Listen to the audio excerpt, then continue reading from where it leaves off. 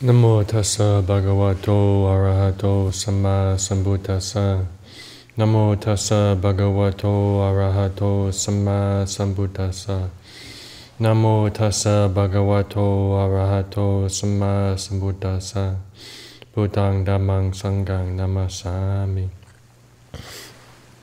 So tonight, a few of the shorter pieces from The Way It Is, Ajahn Sumedho.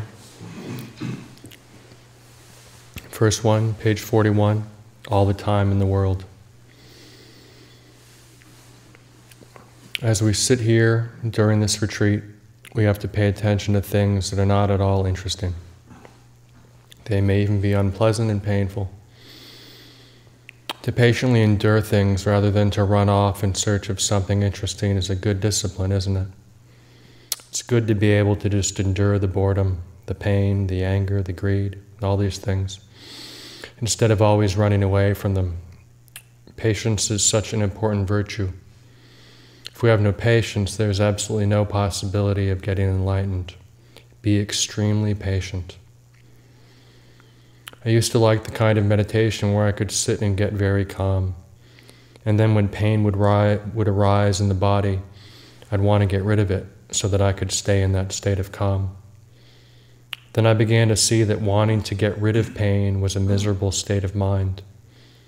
Sometimes we sit for several hours, sometimes all night long. You can run away from it, but after a while you begin to come to terms with physical pain. I've used practices like having all the time in the world to be with pain, rather than struggling to get rid of it so that I could come back to my real meditation. I've learned to take time to be with the pains in my body if they come up in consciousness, rather than trying to get some bliss. Somehow, when I would say, I have all the time in the world, the rest of my life, to be with this pain, it would stop the tendency to want to get rid of it. My mind would actually slow down for long periods of time without following or creating a desire. Some of you have this idea of conquering pain, getting over the pain threshold, but that's a disaster.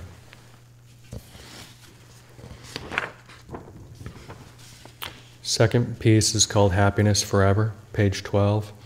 Incidentally, the only title that I found with the word happiness in it. I was looking through the collected teachings of Ajahn Sumedho. This is the only one I found. Happiness Forever.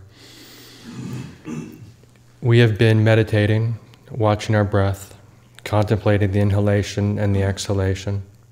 We're using bare attention, mindfulness of the body while walking, standing, sitting, and lying down. Rather than becoming fascinated, we're opening the mind to conditions as they are at the present time. Notice how even in a beautiful place like this, we can really make ourselves miserable. When we're here, we might want to be somewhere else. And when we're walking, we might want to be sitting. When we're sitting, we might want to be walking. When we're meditating, we're thinking about what we'll do after the retreat. Then after the retreat, we wish we were back here. Hopeless, isn't it? Before you came to this retreat, you were having problems at home and you were thinking, I can hardly wait till I go on retreat. And then here you wish, I can hardly wait for the retreat to end. Maybe you get very tranquil sitting there thinking, I want to be like this all the time. Or you try to get that blissful state you had yesterday, but instead get more and more upset. When you get these nice blissful states, you grasp them, but then you have to get something to eat or do something, so you feel bad at losing the blissful state. Or maybe you haven't been getting any blissful states at all, just a lot of miserable memories and anger and frustrations arise. Everyone else is blissful, so then you feel upset because everybody else seems to be getting something from this retreat except you. This is how we begin to observe that everything changes. Then we have the possibility to observe how we create problems or attach to the good, or create all kinds of complexities around the conditions of the moment. wanting something we don't have, wanting to keep something we have, wanting to get rid of something we have. This is the human problem of desire, isn't it? We're always looking for something else. I remember as a child wanting a certain toy. I told my mother that if she got me that toy, I'd never want anything ever again. It would completely satisfy me. And I believed it. I wasn't telling her a lie. The only thing that was stopping me from being really happy was that I didn't have the toy that I wanted. So my mother bought me the toy and gave it to me. I managed to get some happiness out of it for maybe 5 minutes. And then I had to start wanting something else. So in getting what I wanted, I felt some gratification and happiness, and then desire for something else arose. I remember this so vividly because at that young age, I really believed that if I got that toy that I wanted, I would be happy forever, only to realize that happiness forever was an impossibility.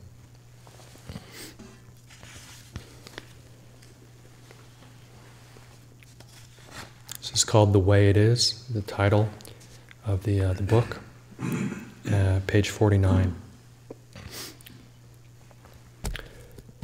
A skillful reflection is, this is the way it is. Venerable Buddhadasa Bhikkhu, the renowned Thai sage, said, if there was to be a useful inscription to put on a medallion around your neck, it would be, this is the way it is. This reflection helps us to contemplate, wherever we happen to be, whatever time and place, good or bad, this is the way it is. It's a way of bringing an acceptance into our minds, a noting rather than a reaction. The practice of meditation is reflecting on the way it is, in order to see the fears and desires which we create. This is quite a simple practice, but the practice of Dhamma should be very, very simple rather than complicated. Many methods of meditation are very complicated with many stages and techniques, so one becomes addicted to complicated things. Sometimes, because of our attachment to views, we don't really know how things are. However, the more simple we get, the more clear, profound, and meaningful everything is to us. For example, consider the people here, the monks and nuns we live with. Maybe some we feel attracted to, some we feel averse to, some we sympathize with, some we understand, some we don't understand. But whatever view we have, we can see it as just a view of a person, rather than a real person. We can hear ourselves saying, I don't want him to be like that, I want him to be otherwise, he shouldn't be like this. I want it to be otherwise is the wail of the age, isn't it? Why can't life be otherwise? Why do people have to die? Why do we have to get old? Why this sickness? Why do we have to be separated from our loved ones? Why do innocent children who wouldn't hurt anyone in their lives, old people who wouldn't hurt anyone, why do they have to suffer from starvation or brutality?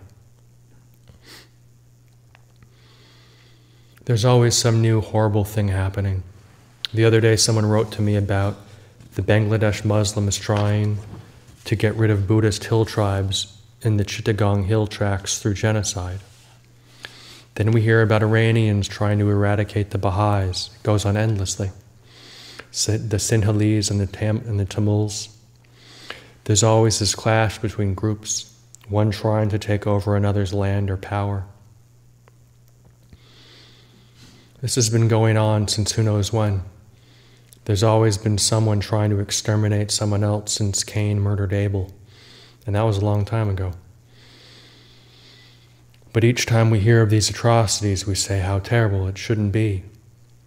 We hear about American drug companies selling poisonous and horrible drugs to the third world countries. That shouldn't be. Dreadful.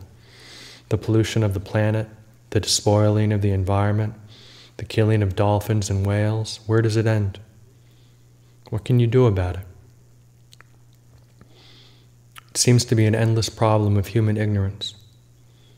At a time when people should know better, They're doing the most horrendous things to each other. It's a time of gloomy predictions, earthquakes, volcanic eruptions, and diseases, and it shouldn't be like this. Now, saying this is the way it is not an approval or a refusal to do anything, but it's a way of establishing oneself in the knowledge that nature is like this. In the animal kingdom, it's very much a question of survival of the fittest, a natural self-selecting law where the weaker strains are destroyed. So in that way, even nature is quite brutal, isn't it? We think of nature as being everything it should be, sweet, with flowers and sunshine, but nature is also very brutal. What is our position in nature? We can live on the level of the animal kingdom where survival of the fittest is emphasized, the strong over the weak, living by fear and power. We can live like that because we share that animal mentality. We have an animal body and it has to survive like any other animal body on this planet. So the law of the jungle is something human beings can subscribe to, which many of them do.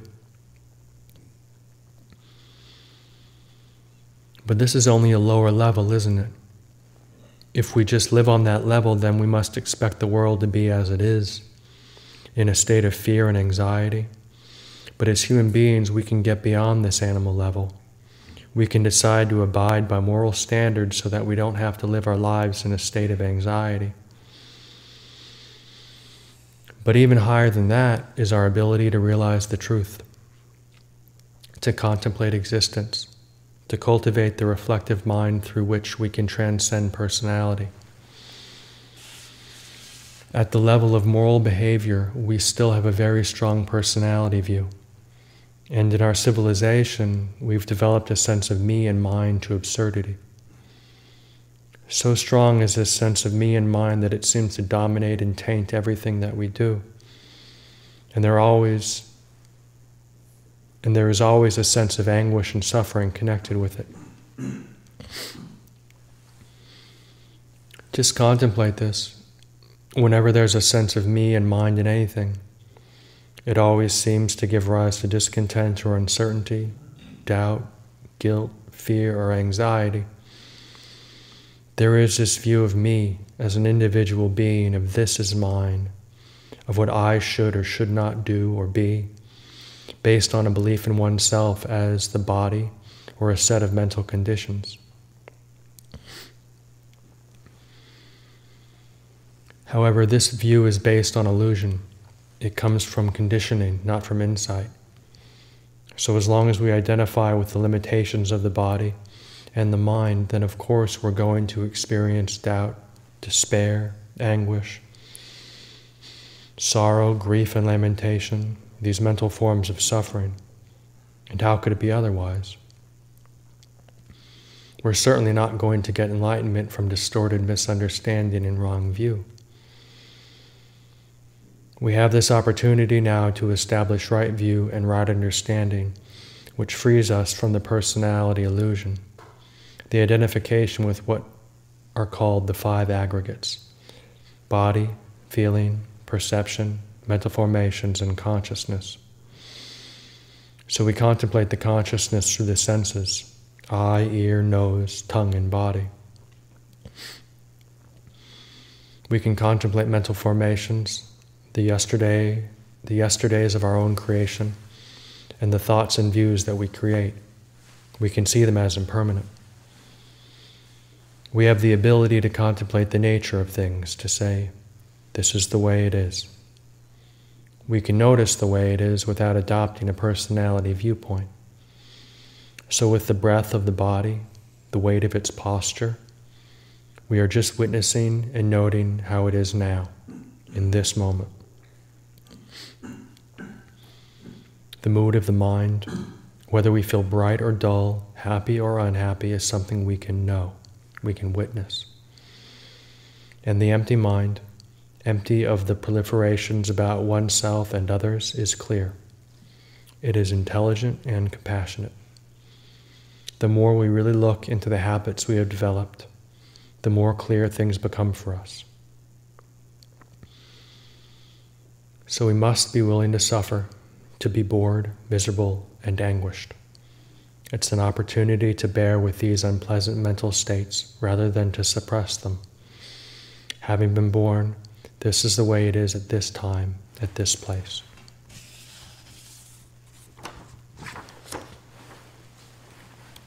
The last one, accepting the way things are, page 64.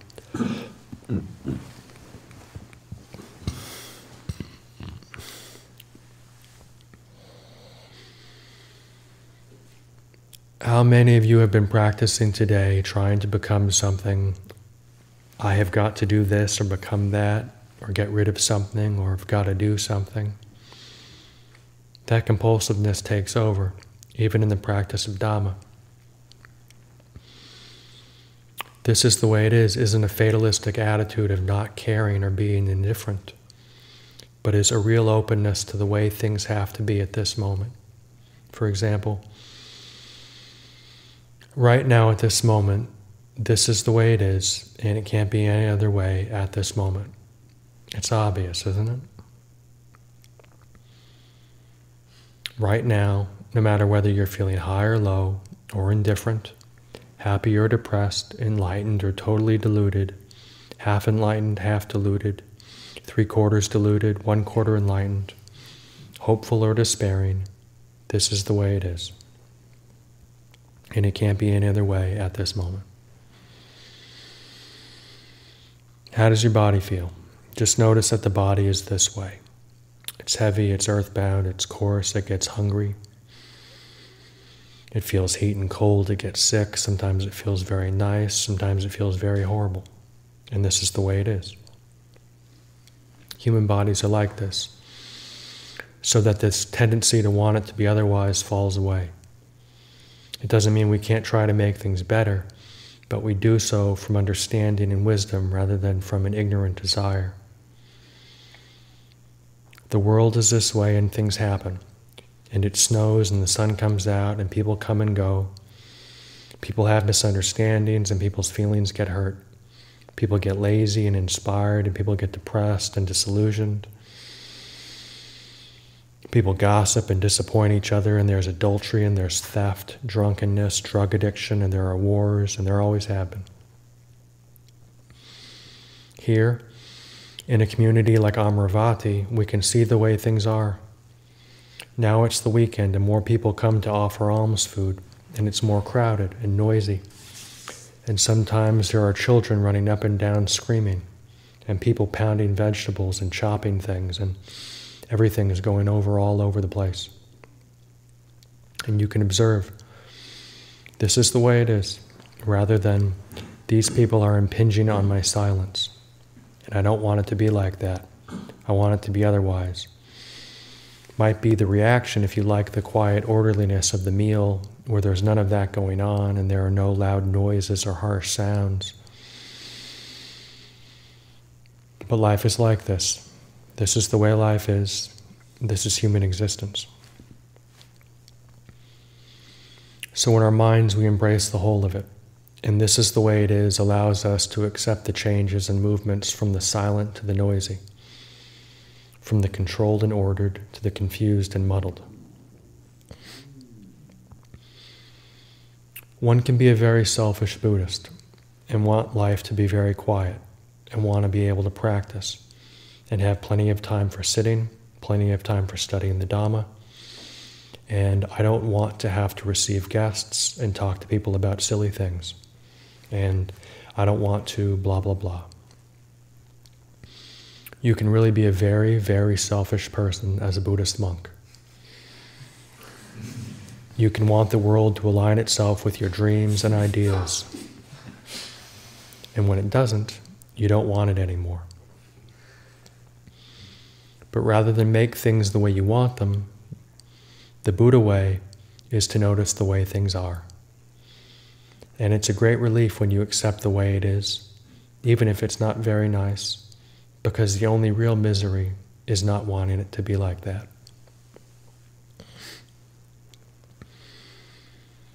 Whether things are going not so well or well, if we're not accepting the way things are, then the mind tends to be creating some form of misery.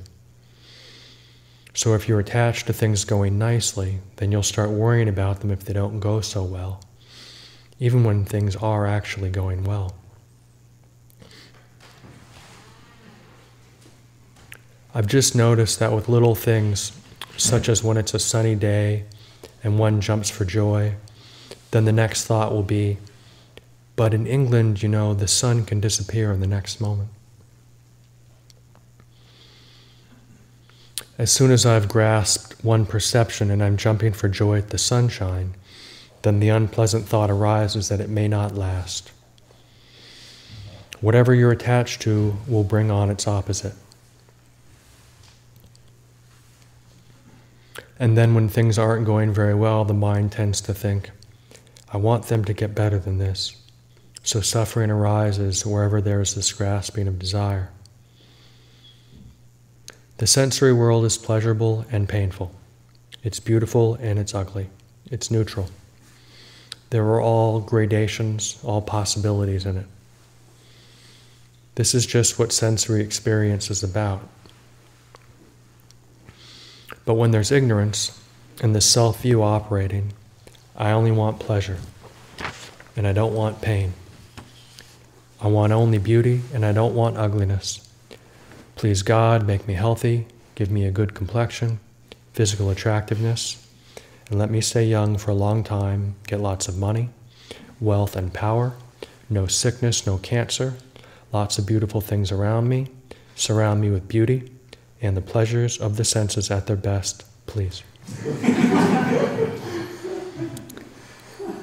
Then the fear will come that maybe I'll get the worst. I could get leprosy, AIDS, Parkinson's disease, or cancer, and I might be rejected and despised and humiliated and left alone out in the cold, hungry, sick, and in danger, with the wolves howling and the wind blowing. From the viewpoint of the self, there's a tremendous fear of rejection, ostracism, or of being despised in our society. There's fear of being left alone and unwanted. There's fear of being old and left to die alone. There's natural fear of physical danger, of being in situations where our bodies are in danger. And there's the fear of the unknown, the mysterious, the ghosts, and the unseen spirits. So we gravitate to security, don't we? Cozy little places with electricity, central heating, insurance, and guarantees on everything, rates paid and legal contracts.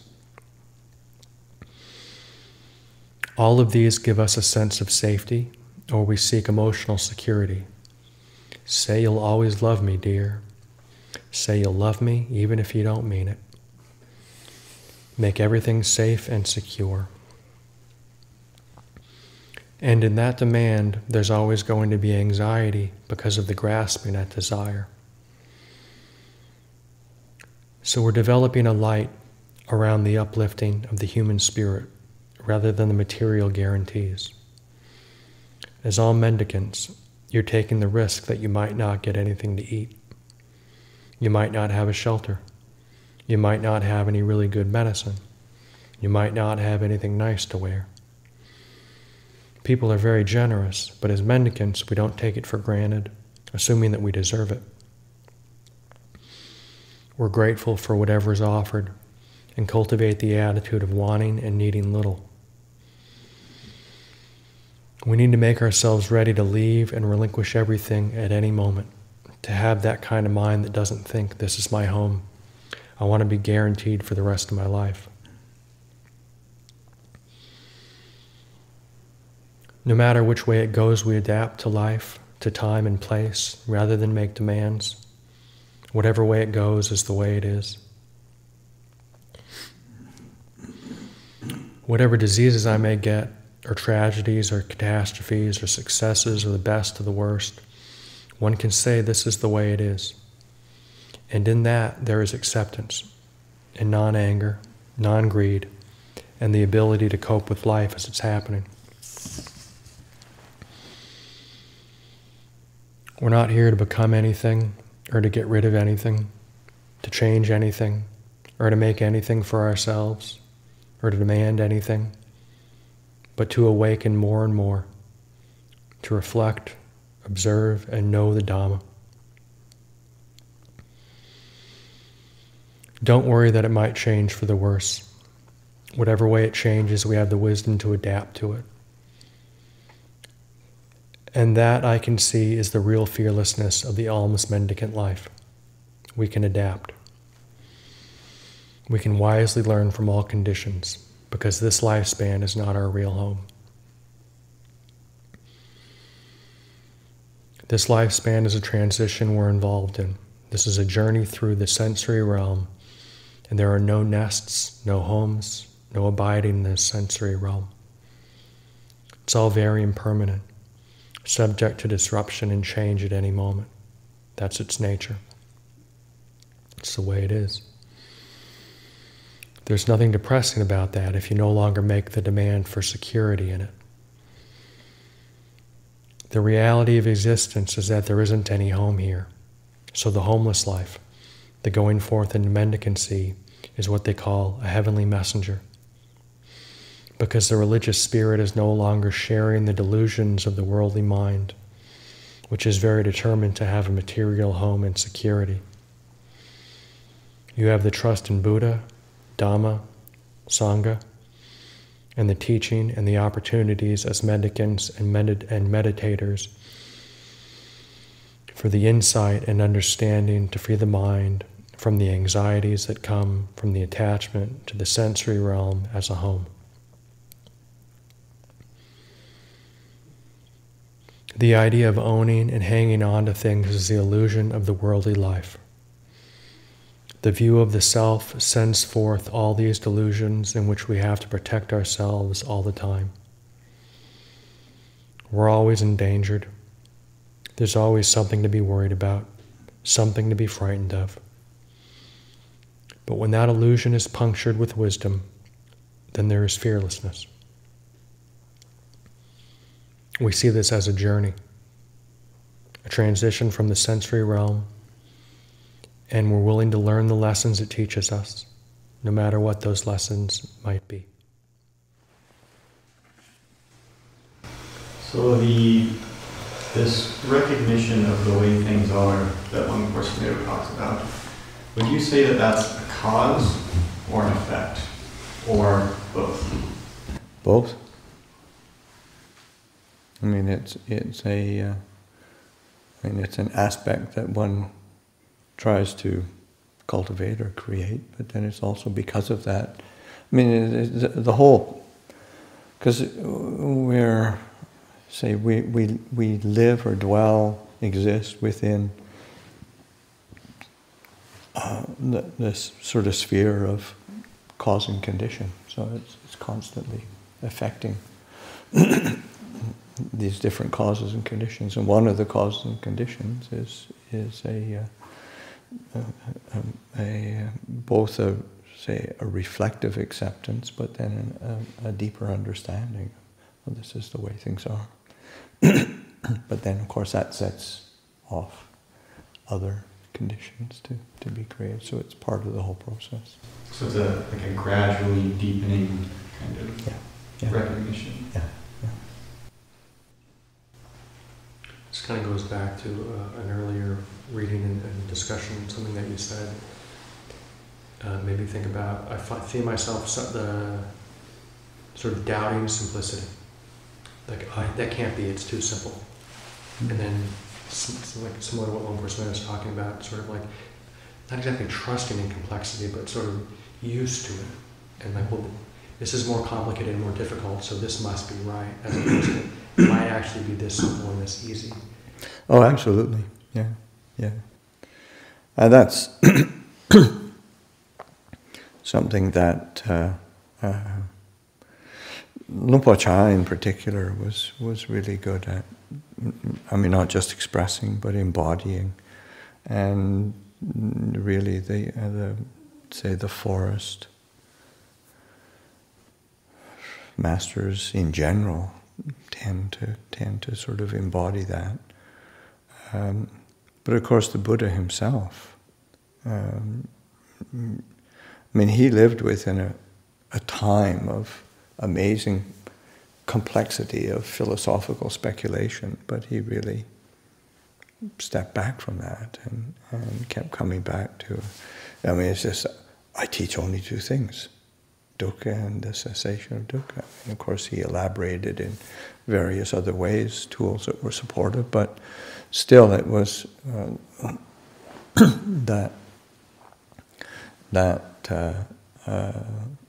cutting through the complexity, because there is that tendency of the human mind to complicate. So it's that there's more than one sutta where the Buddha expresses it. One is saying complicating that which needs not be complicated, and so that direct seeing, direct vision. I remember one time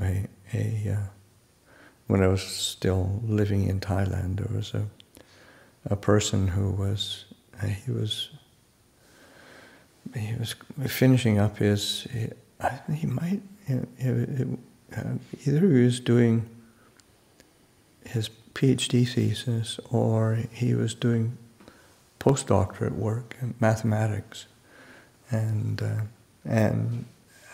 he attended a lecture where the professor said, and he was somebody who had been practicing and studying and particularly inspired by Ajahn Chah. And saying he was attended a lecture where the lecturer started by sort of saying, you're really going to have to pay attention because this is really complicated, this is really difficult, and you've really got to pay attention. And then he just started packing up his books, and he just got up to leave, and the professor was sort of, why are you leaving? He said, well, if you are telling us that it's complicated, it's obvious that you don't understand, there's no point in me being here.